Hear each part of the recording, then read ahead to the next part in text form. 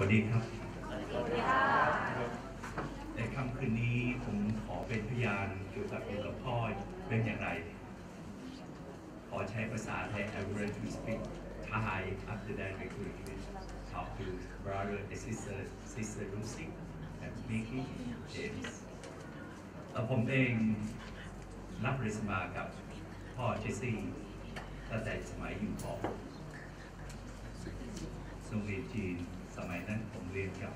หนังสือทฤษฎีที่โรงเรียนจีนนะครับแล้วก็อยู่กับอาจารย์บบีแล้วก็อาจารย์สมโยเมื่อคืนนี้ที่ได้ร้องเพลงที่นี่ผมก็คิดถึงท่านสอนพระบีแล้วก็คุณพ่อเจสซี่รับปริญญาให้ผมที่บนไตรสุเทพหลังจากนั้นคุณพ่อเจสซี่ช่วยผมมาตลอดจนจบโรงเรียนจีนแล้วก็เรียนจบวิศวะจุฬาผมเองเป็นชาวเผ่าลาหูเชื่อแน่นอนว่าพ่อเจสซี่ช่วยหลายเผ่าผมเป็นคนหนึ่งเป็นเผ่าลาหูที่ระลึกถึงพ่อผมเรียกพ่อเสมอช่วยผมหลังจากที่ตัวผมเองจบแล้วก็มีครั้งหนึ่งผมเป็นนักกีฬาแล้วก็คุณพ่อช่วยผมจนรอดชีวิตมาได้เป็นนักกีฬาวอลเลย์บอลแล้วก็คือปวดท้องมากและเป็นโรคท้องแล้วคุณพ่อก็พาผมไปที่โรงพยาบาลหมอวงถ้ามาช้า3 ชั่วโมงผมจะเสียชีวิตนี่คือพ่อให้ชีวิตกับผมและหลังจากนั้นเสร็จแล้วก็ตัวผมเองได้อยู่กับท่านจนส่งผมเรียนจบวิศวะโยธาแล้วก็เรียนจบสถาปนิกได้มีการก่อสร้าง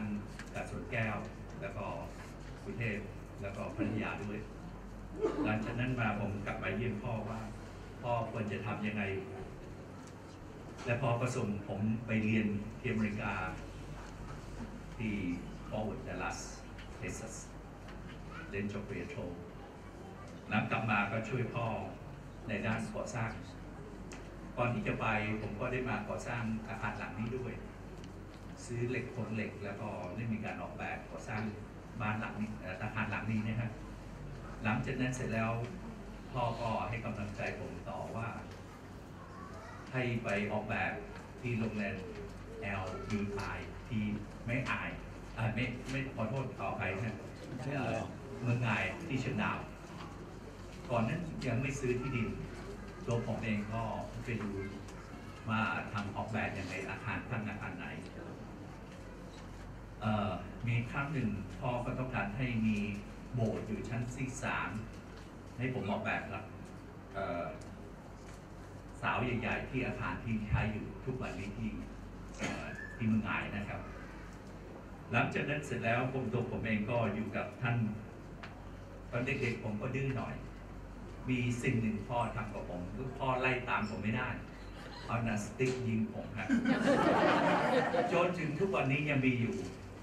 แล้วพ่อก็ช่วยชีวิตผมมาตลอดก่อนที่จะสร้างบ้านหลังที่หลังมช.ตอนนั้นอยู่กับพี่เจนี่กับพี่นาซาแล้วก็ได้เป็นเพื่อนกันที่นั่นตลอดจนถึงผมเรียนจบปริญญาโทแล้วกลับมาให้ผมร่วมรับใช้ด้วยและทำงานวิศวกรแล้วก็สถาปนิกด้วยและทำงานไปโดยสอนมีวิชาหนึ่งมีสิ่งหนึ่งที่ช่วยผมมากก่อนที่จะไปเรียนที่อเมริกาก็สอนผมพื้นฐานภาษาอังกฤษ Old Testament and New Testament ท่องมาหมด1 เดือนที่อยู่กับท่านแล้วท่องแล้วก็เขียนแล้วไปต่อหลังจากนั้นผมก็ไปเรียนต่อโทจบที่นั่นกลับมาหาพ่อก็ชื่นชมและมีสิ่งหนึ่งพ่อบอกว่าส่งผมไปอิสราเอลด้วยก่อนที่จะทำก่อนที่ผมจะทำวิทยานิพนธ์วิทยาโทที่อเมริกาแล้วก็พ่อก็ส่งไปที่อิสราเอลประมาณ1 อาทิตย์หลังจากนั้นไปดูที่เมืองจีนส่งผมมาแล้วก็กลับมาก็ช่วยกันดูแลมีสิ่งหนึ่งที่พ่อชอบมากคือการเจริญเติบโตในการรับใช้ ใช้ของผมแล้วก็ให้พ่อมาเยี่ยมด้วยมาเจิมให้ผมในการที่จะรับใช้มีบทหลายบทที่ผมในการก่อสร้างเก้าอี้เหล่านี้นะฮะแล้วที่มีบทหลายบทที่พ่อการให้การสนับสนุนตลอดไม่เคยขาดเพราะฉะนั้นตัวผมเองรักพ่อครับคืนนี้ร้องเพลงไม่ได้หลังจากชื่ออยู่ช่วงหนึ่งคุณแม่เอสเตอร์จะเสียชีวิตเนี่ยผมก็ไปอยู่กับท่านหลังจากเสียเสร็จแล้วก็ผมก็ไปดูฝังศพนี้เราจะดูจะเห็นใช่ไหมฮะที่ดูสุสานผมเป็นคนที่ออกแบบก่อนนั้นยังไม่มีใครที่ออกแบบลักษณะนี้ผมได้ทำก็เป็นสิ่งหนึ่งที่ผมต้องบอกตรงๆมีคำสอนของพ่อว่าในชีวิตนี้อาชีพที่สุดดีที่สุดก็คืออาชีพรับใช้พระเจ้าจนสุดหัวใจหลังจากนั้นผมถวายตัวรับใช้พระเจ้าเดี๋ยวนี้ก็ยังทำอยู่ผลงานของท่านทำบริสมาผมทำบริสมากับคนจำนวนมากมายมากกว่า1,200 กว่าคนนะครับและพอทำมากกว่า6 ปีทุกครั้งที่ผมไปพ่อก็มาดู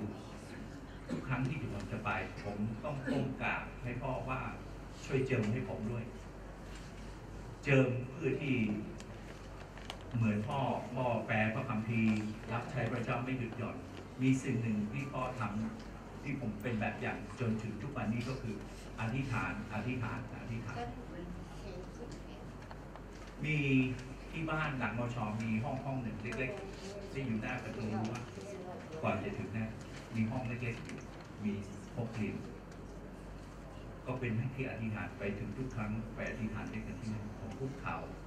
ที่พ่อด้วยฉะนั้นวันนี้ผมขอเป็นพยานว่าผมจะรับใช้พระเจ้าจนกว่าชีวิตผมจะหาไม่เวลานี้ก็เป็นผู้รับใช้พระเจ้าได้รับตำแหน่งศาสนาจารย์แล้วก็ในการจะรับใช้ต่อไปและมีส่วนหนึ่งที่ผมช่วยเหลือคนจำนวนมากมายมีคนเจ็บไข้ได้ป่วยมีทีมงานหมอที่ทำงานด้วยกันมาคืนนี้ด้วยนะครับก็อยากขอแนะนำนะทีมงานหมอที่ผมทำงานอยู่ด้วยกันอยู่ในเรื่องสุขภาพนะครับขอเชิญแม่จุ๋มกับคุณหมอมุกคุณหมอต่อยและคุณกบนะฮะขอเชิญนี่ขึ้นทางโน้นนะฮะนี่คือทีมงานของคุณหมอที่เราและผมเองจะรับใช้พระเจ้าไปแล้วก็ผมหวังว่าบอกกับพ่อว่าผมดูแลลุงฝังศพให้เหมือนกับแม่เอสเตอร์ที่สร้างไว้นั่นคือพ่อให้เงินผมเป็นคนออกแบบ